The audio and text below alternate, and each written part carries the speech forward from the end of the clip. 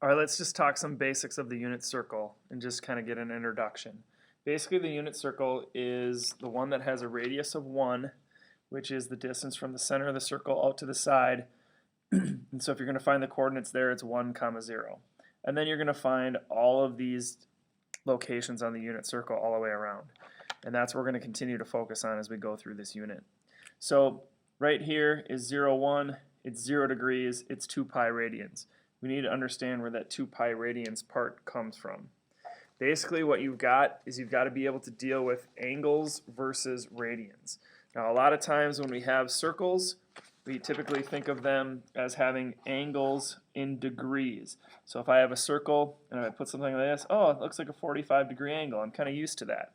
Well, what if that is kind of an arbitrary number, because way back when somebody decided that if you start here and go all the way around a circle, that it has 360 degrees, or same thing with all of the angles in here. Okay, that's kind of a ridiculous number. Nobody really, it's random. So let's take a look at radians. If I make a circle and I start here at the center out to one of the side, we know that that's a radius. Well, a radian is the angle needed to make 1 radian in arc length, which is equal to the distance of a radius. So that's where it comes from, and it looks something like this. So if I have 1 radian is that distance around the outside edge, well, it's that angle that makes the arc length 1 radian. And there just so happens to be 1, 2, 3, 4, 5, 6, and a little bit more. Well, that little bit more is 0.28. It's 6.28 radians around a circle, and that comes from the concept that the circumference of the circle is 2 pi r.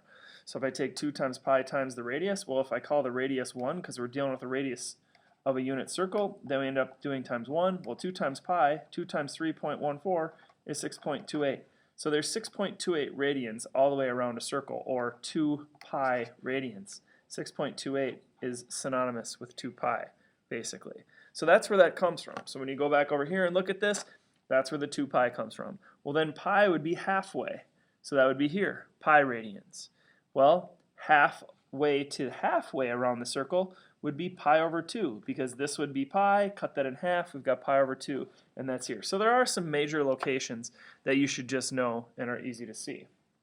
The other thing that's going to come up as we start this process is that you should see I have got a yellow, an orange, and a blue triangle. And those are going to show up all over the place.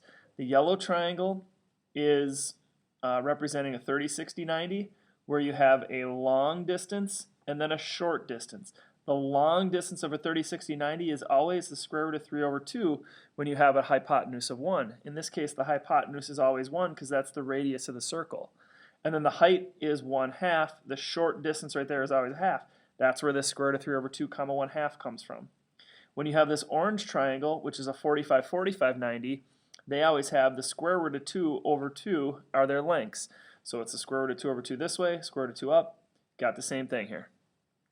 This blue triangle is just the yellow triangle tipped on its side, so then this distance would be 1/2. The up distance would be the square root of 3 over 2. That's why the location for this is 1/2, square root of 3 over 2.